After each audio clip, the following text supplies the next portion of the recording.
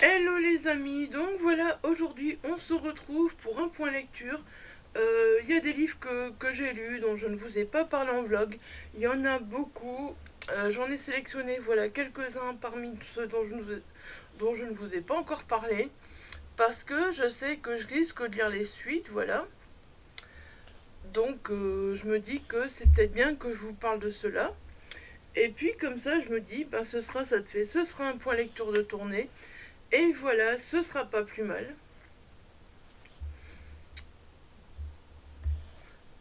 Et donc, on va commencer tout de suite ce point lecture sans plus tarder avec Le chasseur de démons, voilà, de Cyril Vial. Je vous l'avais présenté, Chronique d'une descente aux enfers. Je vous l'avais présenté dans ma palle du Pumpkin Autumn Challenge, dans ma palle du Crispy October. Je pense, il me semble aussi, voilà. Clairement, alors voilà, après avoir lu Yakuza, j'étais très très curieuse, voilà, de découvrir un autre roman de Cyril Vial. Et franchement, je ressors avec un coup de cœur de ce chasseur de démons. Euh, c'est de l'urban fantasy, c'est un genre que je lis très peu. Il est lourd. Pour moi, clairement, je, l'urban fantasy, le fantastique, c'est compliqué à faire la différence, je trouve, parce que ça se ressemble assez fort, je trouve. Donc ici, on va être dans les rues de Paris, donc voilà, et il va y avoir les portes de l'enfer. Alors franchement, dès les premières pages, l'auteur nous met dans le bain, on comprend vraiment, voilà, très vite qu'on va être plongé dans un combat entre les forces du bien et les forces du mal. J'ai adoré cette histoire de combat entre les forces et du mal. Donc ce roman est découpé en trois parties. Dans la première, voilà, on fait la connaissance d'Alice qui est une enchanteresse. Et on est on a un petit contexte historique qui est vraiment vraiment sympa, voilà. On, on est en 780 au royaume des Francs, on a plein de petits contextes historiques comme ça, et on a avec Aélis en même temps. Et j'ai vraiment aimé ce côté historique, voilà, et on sent que l'auteur est renseigné sur ces parties d'histoire, on sent qu'il aime l'histoire aussi, et franchement, c'était vraiment que du bonheur de redécouvrir ces différentes parties d'histoire. Je vais pas tous vous en parler parce que voilà, je trouverais ça dommage de tout vous raconter. Mais toujours est-il que voilà, déjà, hein, ça c'est déjà vraiment un super bon point. Et je trouve que voilà, c'est ce qui fait que on est dans un côté un peu fantastique, fantasy, voilà. Mais je pense que c'est ça l'urban fantasy en fait. Moi je suis pas habituée.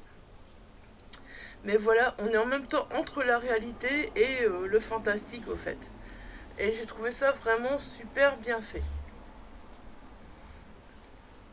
Alors aussi, bah, on a plusieurs fois, voilà, bah, même ça on le sait avec l'auteur, voilà, on a souvent des références cinématographiques en tête ou d'autres références en tête, mais là c'est principalement des références cinématographiques. J'ai pas envie de vous en dire plus parce que voilà, encore une fois, je préfère vous laisser découvrir. Alors là, on arrive à la fin de la première partie et ça nous entraîne vraiment vers la seconde. C'est vraiment bien fait. Au fait, voilà, l'auteur enchaîne ses parties, mais vraiment d'une façon très intelligente. Et donc, ça nous entraîne vers la découverte de Brivael. J'ai adoré ce nom, franchement, Brivael. Je trouvais ça tellement original. Donc lui, c'est un chasseur de démons. Hein, le chasseur de démons, voilà. Et voilà, j'ai adoré ce personnage, j'ai eu un gros coup de cœur pour ce personnage. On change d'époque, mais voilà, ce changement se fait très naturellement. Et donc, bah voilà, il va donc, voilà, Brivael combattre, voilà, les forces du mal. Hein. Et donc après, on va retrouver un peu, voilà, les deux personnages, si je me souviens bien, voilà. Et franchement, ce roman se dévore. Vous voyez, c'est une grosse pavasse. Il fait 500, presque 600 pages, mais on voit pas les pages se tourner. Voilà, il y a de l'action, les combats s'enchaînent, et franchement, Personnellement, bah, je sais pas, moi en tout cas, ce qui m'a vraiment le plus plu, voilà, c'est d'être plongé dans ce côté force du mal. Franchement, j'ai adoré ça. Même si Privel, c'est mon personnage chouchou. Voilà. Et la troisième partie, ça a été ma partie préférée, parce que là, on est complètement en enfer. Et ouais, c'était un gros kiff, j'étais vraiment trop bien, franchement, j'ai adoré. Et du coup, ben, vraiment, on a l'impression que voilà, au fil des pages, l'auteur monte en intensité. Et ben voilà, on retrouve la plume incisive, humoristique de l'auteur. C'est vraiment, j'adore, j'adore. Je peux vraiment dire que, voilà, Cyril Vial, voilà, c'est un auteur que j'ai découvert cette année, que j'adore.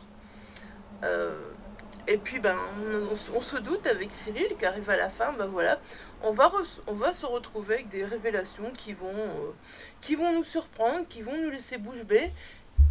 Et puis, ben, on va vouloir la suite, quoi, parce que il y a un personnage qui arrive à la fin, franchement, c'est un grand coup de génie. J'ai rien vu venir. Et voilà, je suis contente je vais lire le tome 2 très très prochainement. Et franchement, je suis contente parce que franchement, ce tome un, voilà, la fin. Que va être ce personnage qui apparaît à la fin, voilà. Je suis tellement curieuse. Voilà. Bref, n'hésitez pas, voilà, à découvrir ces livres. Si vous aimez les chasseurs de démons, euh, voilà, si vous aimez l'urban fantasy, le chasseur de démons vous plaira. N'hésitez pas. C'est un auteur à découvrir. Et alors, il fallait que voilà, je fasse encore une petite mention au chat Kraken, voilà. Il y a une place importante dans le roman et j'ai beaucoup beaucoup aimé la place qu'il prend. Donc voilà, le chat Kraken. Et voilà, j'ai envie de vous dire, bah écoutez, lisez Cyril Vial, lisez ce chasseur de démons. Moi, je reviendrai très très bientôt vous parler du tome 2. Vous l'avez vu dans ma palle du Cold Winter Challenge qui a été publié hier. Et de toute façon, voilà, c'est sûr que je le lirai pendant ce Cold Winter Challenge, le tome 2. Donc voilà. C'est pas grave, c'est qu'une bouteille d'eau qui tombe. Alors ensuite, on va continuer dans l'auto-édition, voilà, avec Carrousel Funeste, je crois. Si j'ai bon souvenir, je vous avais parlé du tome 1. Mais je serais incapable de vous remettre la vidéo dans laquelle j'en ai parlé, ou alors il faudrait que je fasse des recherches. Donc voilà, j'ai vraiment passé un bon moment avec le premier tome de cette saga, et j'avais très très très envie de découvrir la suite. Donc ici, on commence fort, donc dans le tome 1, voilà, on quittait Lupin.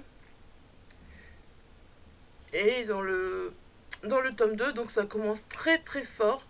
Donc voilà, Lupin. L'auteur amène les choses directement avec Lupin. Et voilà. Dans le premier tome, on sentait que voilà, l'auteur installait ses personnages, son histoire. C'était vraiment sympa. Mais ici, on est encore un cran au-dessus, voilà, parce que il n'est plus question d'installation, il n'est plus question de rien. On entre directement dans l'histoire. Et vraiment, voilà, ce début avec Lupin, franchement, c'est vraiment super. Et voilà, on est vraiment plongé dans l'histoire, on suit les différents personnages. Il y en a beaucoup encore, mais voilà, ils sont tous tellement différents que voilà, il n'y a aucun problème. Moi qui ai du mal à suivre les différents personnages, là, il n'y a aucun souci, c'est impossible de se perdre entre les personnages. On est vraiment, vraiment, voilà, dans l'ambiance. Alors que ce soit en Agartha ou dans le monde des ordinaires, franchement, dans ce tome, tout va mal. On est proche de la guerre. Et donc voilà, on est dans l'action, dans les révélations, les rebondissements. Bref, on n'a pas le temps de s'ennuyer une seule seconde. Alors franchement, l'auteur alterne les chapitres. C'est vraiment très agréable la façon dont elle alterne les chapitres. C'est très bien dosé. On passe d'un personnage voilà, à l'autre, comme je dis, hein, sans souci. Et on passe aussi d'un monde à l'autre, voilà, c'est vraiment d'un monde à l'autre. Et il y a quelques nouveaux personnages, voilà, qui vont faire leur apparition. qui vont donc qu'on va retrouver en Agartha. Et voilà, ils apportent leur petit plus à l'histoire. J'ai aimé découvrir ces personnages.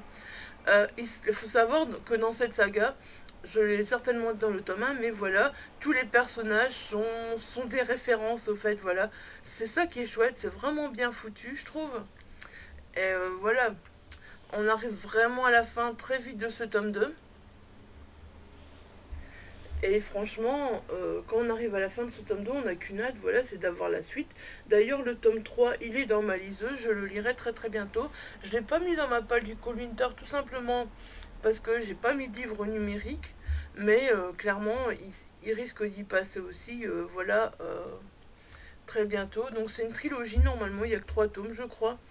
Donc voilà, quand j'aurai lu le 3e tome, ce sera le dernier tome de la saga. Et puis après, on verra ce que l'auteur nous réserve comme surprise. Mais j'avoue que voilà, ce tome 2 de Carrousel Funeste, cette saga Carrousel Funeste, c'est une saga vraiment typique, mais vraiment super originale. N'hésitez pas, voilà, franchement, je peux que vous recommander de la découvrir. Voilà. Donc c'est de Fenris. Et le tome 2, c'est le secret. Le secret de la veuve, c'est ça, ouais, j'avais un doute. Mais c'est ça, ouais, voilà. Donc voilà, n'hésitez pas, Fenris. Je pense que je vous mettrai de toute façon, en fait, tous les liens en barre d'infos, ce sera plus facile pour vous retrouver les romans. Parce qu'en plus, j'ai l'impression qu'il y a quasi que de l'auto-édition, c'est même pas fait exprès. Mais voilà, c'est que j'ai voulu parler des tomes, et puis des tomes que j'ai lus dernièrement, et puis je me rends compte que ben voilà, il y a quasi que de l'auto-édition. Mais vive l'auto-édition, quoi, de toute façon. Alors ensuite, je vais vous parler de Animis, tome 1, l'élite complète de Anne-Sophie Nicker. Alors Anne-Sophie Nicker, donc j'avais déjà lu Ne renonce pas, Epstone. Faudra que je vérifie si je vous ai parlé des deux, ou s'il y en a un duquel je vous ai pas parlé, voilà. Mais voilà, c'était 2 coups de cœur. Et encore une fois, voilà, Animis, c'est un coup de cœur. Franchement, pareil, Anne-Sophie Nicker, une plume découverte cette année, des coups de cœur enchaînés, voilà, c'est vraiment que du bonheur. J'adore cette autrice, je peux que vous la conseiller. En plus, elle fait des romans complètement différents. Mais voilà, je pense qu'on en reparlera un peu plus tard de l'autrice en général. Donc ici, Animis, c'est un tome 1, et on va suivre Gilles, voilà. Elle mène une vie paisible à l'université avec sa meilleure amie Carmen. Franchement, une super amitié, vraiment très belle. On a vraiment l'impression que tout va bien pour Gilles, mais voilà, on se doute que bah non, tout ne va pas bien, parce que sinon, pourquoi on aurait une couverture comme ça? Sérieusement, et puis on connaît l'autrice, on sait que voilà, tout va pas bien se passer. Donc notre héroïne a des terreurs nocturnes qui vont lui mener la vie dure. Et voilà, on va se poser énormément de questions sur cette terreur nocturne. Alors l'action, elle met un peu de temps à arriver, mais voilà, on est dans sa premier tome, donc il faut le temps que l'autrice place son héroïne, tout ça. Et je trouve que voilà, une fois que l'action est là, après on n'arrête plus au fait. Donc les terreurs nocturnes vont être dues à des créatures qui apparaissent. Et voilà, à un moment, Gilles a l'impression d'être suivi. Et à partir de ce moment-là, c'est compliqué de lâcher le roman. Voilà, c'est impossible. Franchement, on a envie d'en savoir plus. Les rebondissements s'enchaînent. On passe par un tas d'émotions en compagnie de notre héroïne. On a envie de savoir le fin mot de l'histoire. Alors on va rencontrer voilà, différents personnages qui portent un masque. Qui sont ces personnages? Que veulent-ils à Gilles? On va le comprendre petit à petit et ils vont changer la vie de Gilles, voilà. Ils vont changer la vie de Gilles. Et voilà, c'est super. J'ai vraiment adoré comment l'autrice fait glisser notre héroïne dans cet autre monde. Parce que voilà, Gilles va se retrouver dans un autre monde, mais je vous dis rien de plus. Parce que, bah voilà, ce sera un peu du spoil, donc... Et voilà, cet autre monde, on a vraiment l'impression d'y être avec elle, on est très proche d'elle. On découvre, on découvre, on découvre. Il y a de l'action, voilà, ça s'arrête plus. On tourne les pages, on se pose des questions, mais qu'est-ce qui va se passer? Et puis là, on arrive sur un cliffhanger final et on se dit, là, on a envie de péter un câble sur l'autrice en se disant, non, non, c'est pas possible, je veux savoir, mais comment je vais faire pour attendre le tome 2? C'est impossible, voilà. Franchement, l'autrice nous laisse sur un cliffhanger. Sérieusement, de malade. Et alors, il faut que je souligne aussi, bien sûr, moi j'ai lu ce roman en numérique, mais clairement, on voit, même en tournant, enfin en tournant les pages, ouais, en scrollant les pages, voilà, du livre numérique, on se rend compte que ça doit être un bel objet livre, voilà. Moi, je pense personnellement que c'est un roman qu'il faut se procurer en papier si vous aimez les beaux objets livres, parce que, voilà, je sais pas pourquoi, j'ai cette impression que ça doit être un très bel objet livre. Si j'arrive à m'exprimer, voilà. Alors ensuite, ouais. Je vais vous parler de Songes et Cauchemars, première perception, parce que dans mon vlog précédent, donc je vous ai dit que je lisais le 2, et donc dans la vidéo qui va suivre, voilà, je vais vous parler du 2. Donc voilà, je voulais à tout prix vous parler du 1, parce que je pense pas que, voilà, de première perception, donc de Judas Menor, c'est aussi de l'auto-édition, et voilà, je voulais vous en parler, parce que, clairement, voilà, je pense que je ne vous en ai pas encore parlé non plus. Et voilà, je l'avais mis pareil dans ma page du Papinoton Challenge. Donc voilà, il est lu. Le 1, le 2 sont lus. Les secondes perceptions, voilà. Mon avis arrivera un peu plus tard. Donc sérieusement, déjà, moi franchement, ce qui m'a attiré, ben voilà, c'est cette couverture, ce titre, son Songe et Cauchemar, première perception. Voilà, tout ça m'a attiré. Franchement, comment ne pas craquer pour cette couverture, sérieusement? Celui-là, je ne l'ai lu qu'en numérique, donc j'ai vu que la couverture, voilà. L'autre, je l'ai lu en papier, donc voilà, j'ai la couverture physique. Alors donc, Songe et Cauchemar, c'est très simple, c'est toujours le même concept, que ce soit le premier ou le deuxième. On est plongé dans 13 nouvelles. 13 nouvelles qui sont introduites par une petite citation et un titre qui leur colle à chaque fois vraiment bien. Alors, c'est 13 nouvelles à travers lesquelles l'auteur mélange horreur, fantastique, dark fantasy, voilà, et voilà, avec beaucoup de talent. Alors, vous me direz, ouais, mais des recueils de nouvelles, ouais, mais non, il y a une petite originalité au fait dans ce recueil. Bon, déjà, la plume sombre et entraînante de l'auteur, elle est super agréable. Et puis, il y a des termes qui sont un peu plus recherchés au fait. Et je trouve ça vraiment sympa, voilà, ça apporte un plus aux différentes histoires. Et les nouvelles, qu'est-ce qu'elles ont? Voilà, ce ne sont pas des simples nouvelles, parce que, voilà, genre, on va par exemple des fois avoir un personnage ou une créature dans une nouvelle, et on va le retrouver dans une autre nouvelle, voilà. Et j'ai trouvé ça sympa, il y a un petit fil conducteur comme ça des fois. Et c'est vraiment sympa, au fait. C'est cette petite originalité-là, au fait. C'est qu'on n'est pas dans 13 nouvelles différentes. Non, il y a à chaque fois, des fois, ce personnage, voilà, qu'on retrouve. Et voilà, c'est super agréable. Voilà. Ceux qui l'ont lu, voilà, je vous en dirai pas plus, mais moi, j'ai une préférence dans ce premier pour mots et antagonisme, voilà. Je vous en dirai pas plus. Mais c'est vrai que, voilà, ce qui est bien, c'est qu'on avait les personnages et on avait le temps de s'y attacher parce qu'à chaque fois, on les retrouvait dans différentes situations. Et c'était vraiment sympa à chaque fois de les retrouver, de ressentir leurs émotions, voilà. Euh, c'est différent en fait, c'est pas... on quitte une nouvelle, on quitte un personnage, paf paf, voilà, c'est pas comme ça. Pas du tout, au contraire, et c'est ça l'originalité.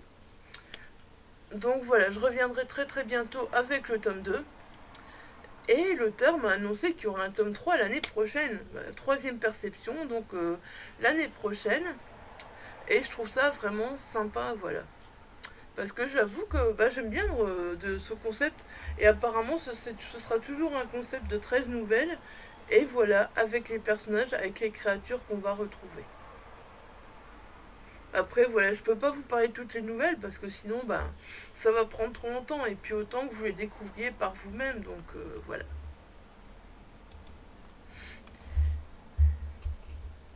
Alors ensuite, bah, on continue avec Cyril Vial. Bah oui, parce que si je veux lire le tome 3, voilà, Yakuza, donc voilà, le tome 2, Mort Cruelle.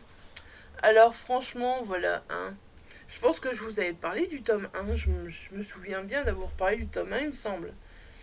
Euh, Comment dire que cette saga, je pense que c'est ma saga révélation de l'année, sérieusement, Yakuza.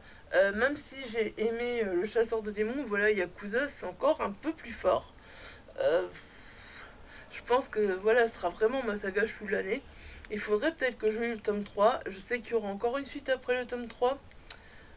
Franchement, je trouve que déjà, il y a un énorme travail sur la mise en page de ce roman. Voilà, déjà sur le titre. Moi j'aime bien, hein, c'est des petits détails, mais voilà. Alors regardez là le dragon, je pense que je l'avais déjà montré. Vous le voyez pas bien avec les reflets, voilà. Et puis vous voyez les en-têtes de chapitre, si j'arrive à vous les montrer que... Voilà, vous voyez plus ou moins les en-têtes de chapitre. Alors celui-ci a l'air beaucoup plus court que le premier, mais il n'est pas si court que ça au fait, franchement. Et franchement, la couverture, j'aime vraiment beaucoup. Je trouve que franchement, elle reflète vraiment à merveille l'univers créé par l'auteur. Voilà. La couverture du tome 1 était un peu plus simple, mais la couverture du tome 2, voilà. Et le tome 3 elle est encore tout à fait différente. Ben, vous l'avez vu, je pense. Ouais, je vous l'ai présenté aussi pour le Call Winter Challenge, voilà. Donc, voilà. C'était les petits détails. Donc là, on va de retour, bah voilà, retrouver Takeshi et Archibald, hein, vous en doutez bien qu'on va les retrouver. Ces deux personnages donc, qui m'avaient énormément marqué dans le premier tome. Et on va aussi retrouver Mitsuko, voilà, qui va être plus présente dans ce deuxième opus. Voilà, je vous disais à la fin, je vous disais que Mitsuko, je voulais qu'elle soit plus présente, voilà, je voulais en apprendre plus sur elle. Et voilà, dans ce deuxième tome, on va vraiment donc en apprendre plus sur elle. Et voilà, c'est ce que je voulais, je suis ravie. Je suis ravie, il était déjà sorti, donc l'auteur n'a pas écouté mes souhaits, hein, mais voilà, je voulais. Alors donc ici, on va avoir une histoire de confrontation avec la triade chinoise. Et donc, du coup, il va avoir un personnage qui s'appelle Bao le Sanguinaire. Franchement, c'est vraiment la façon dont l'auteur a introduit cette triade chinoise, ce personnage Bao le Sanguinaire. Franchement, j'ai adoré. On a l'impression d'être encore un cran au-dessus, voilà, du tome 1. Et on est totalement accro, franchement. Euh, les trois personnages principaux, Takeshi, Archibald, Mitsuko, on adore les suivre, voilà. Il y a des rebondissements, il y a du suspense, des révélations. Et voilà, on peut pas s'ennuyer. On peut pas s'ennuyer en lisant ce roman. Voilà, et cette histoire donc de vengeance de vengeance de triade mortelle, de triade chinoise plutôt. Je vais y arriver, bien sûr. Et puis encore une fois, ce qu'il y a de bien, voilà, c'est qu'on est dans l'action. Voilà, franchement, l'auteur n'oublie pas ses petites points d'humour et ses petites références disséminées par-ci par-là. Mais je vous rassure, c'est très très bien fait. Ceux qui ont peur de l'humour, ceux qui n'aiment pas les références, je vous assure, c'est vraiment bien incrusté à l'histoire. Et franchement, faut vraiment pas avoir peur. Donc, ce que j'ai aimé aussi dans ce roman, c'est voilà, qu'on se retrouve encore une fois plongé dans la culture japonaise. Et voilà, j'étais passionnée. Je, J'entendais parler de ce quartier de Shibuya, mais voilà, je ne connaissais pas plus que ça. Et je vous avoue, voilà, que la découverte de ce quartier de Shibuya avec l'auteur, voilà, ça a été vraiment génial. On sent que l'auteur aime cette culture, qu'il a envie de nous transmettre son amour pour cette culture. Et voilà, ce, ce quartier de Shibuya, voilà, si vous avez des romans à me conseiller, n'hésitez pas. Je sais qu'il y a les romans Shibuya, les mangas Shibuya, je sais pas. Voilà, si ça a quelque chose à voir. Mais toujours est-il que, voilà, si vous connaissez des romans sur ce quartier de Shibuya, personnellement, n'hésitez pas à me les recommander parce que là j'ai adoré. Donc, sinon au niveau des personnages, voilà, j'ai trouvé qu'on jouait beaucoup plus sur leurs qu'on jouait beaucoup sur leurs émotions. On s'attache énormément à eux, ils sont très touchants. Voilà, on ressent encore plus leurs émotions, je trouve, que dans le premier tome. Mais on a l'impression, voilà, que le premier tome, c'était vraiment la mise en place, la découverte des personnages. Et là, maintenant, on a vraiment l'impression qu'ils sont là, qu'ils sont présents. Et vraiment, voilà, on se réjouit, on a peur, on tremble, on passe par toutes les émotions. C'est un truc de fou. Et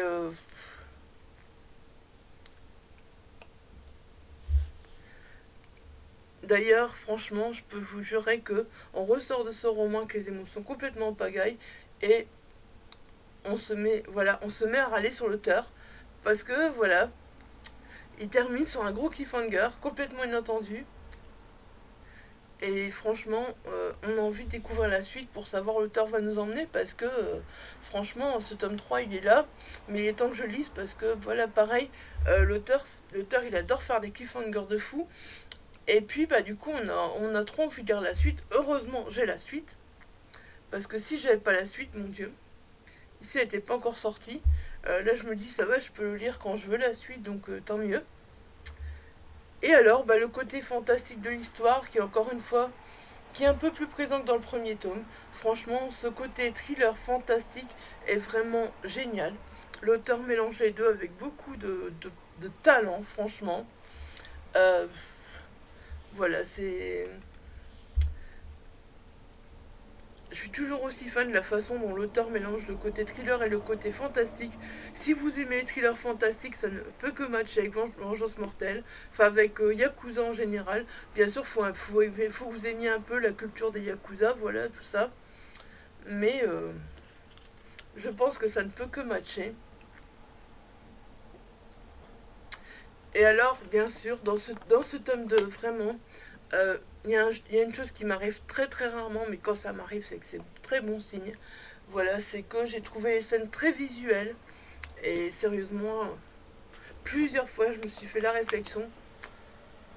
J'aimerais tant voir, bah voilà, bah déjà le tome 1, mais voilà, j'aimerais tant voir cette histoire sur grand écran, tellement, voilà, c'est très visuel, très...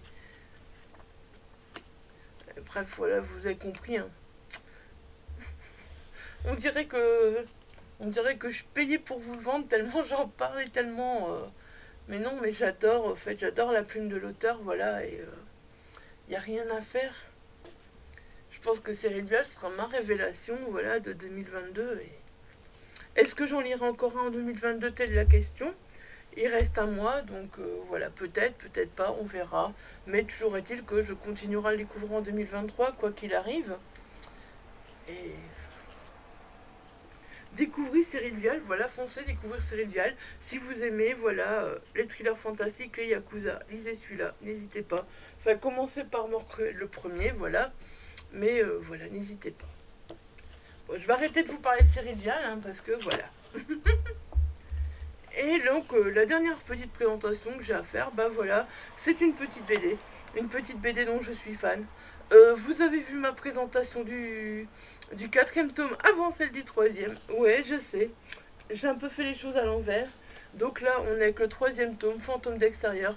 Mais au fond, euh, vous pouvez un peu commencer par n'importe laquelle. Je pense que vous serez toujours dans une histoire différente de toute façon. Vous retrouverez voilà, les personnages principaux, les fantômes, comment il s'appelle, Elliot, voilà, c'est ça, vous retrouverez Elliot, mais vous vivrez toujours des aventures différentes quoi qu'il arrive. Et vous serez toujours dans, voilà, dans quelque chose de très beau. Hein. Voilà, personnellement, j'ai adoré encore une fois. Les images sont vraiment superbes. Donc ici, bah, dans le tome 3, bah, on avec Elliot, voilà Elliot qui disparaît, et donc bah, on n'est plus vraiment à l'intérieur. Voilà pourquoi fantôme d'extérieur, parce que les fantômes vont partir à la recherche d'Elliot, et ça va être un vrai régal, franchement, ça va être du pur bonheur, on va passer un super moment, voilà, à partir à la recherche d'Elliot avec les fantômes. Personnellement, j'ai adoré. Voilà, donc c'est compliqué de vous en parler beaucoup, voilà, parce que c'est un tome 3. Mais voilà, partir à la recherche d'Eliot avec les fantômes, c'était un moment encore... D'ailleurs, je pense que le tome 5 sort l'année prochaine, et je pense que je vais tous me les refaire l'année prochaine, parce que voilà, au moment d'Halloween, il sort à peu près au mois de septembre, au moment d'Halloween, et je pense que je vais tous me les refaire d'ici là. Enfin, je vais tous me les enchaîner, en fait, c'est ça que je voulais dire, plutôt je trouve plus mes mots, voilà. Et je peux que vous conseiller. Après, je vous préviens, c'est dur d'attendre, hein, parce que quand vous avez fini, quand vous en avez pu à lire, c'est dur d'attendre. Là, le tome 5 ne sort qu'en septembre, je pense, donc ça va être long. Voilà, c'était tout pour ce point lecture. J'espère qu'il vous aura plu. J'espère qu'il vous aura donné envie de découvrir certains romans. Et moi, vous savez, vous connaissez le refrain, comme d'habitude. N'hésitez pas à laisser un petit pouce bleu, un commentaire, ça fait toujours plaisir. Voilà. Si vous n'êtes pas encore abonné à la chaîne, bah voilà, vous savez quoi faire, hein. Et moi, je vous dis à très très vite pour une prochaine vidéo. Bye bye, prenez soin de vous et des bisous.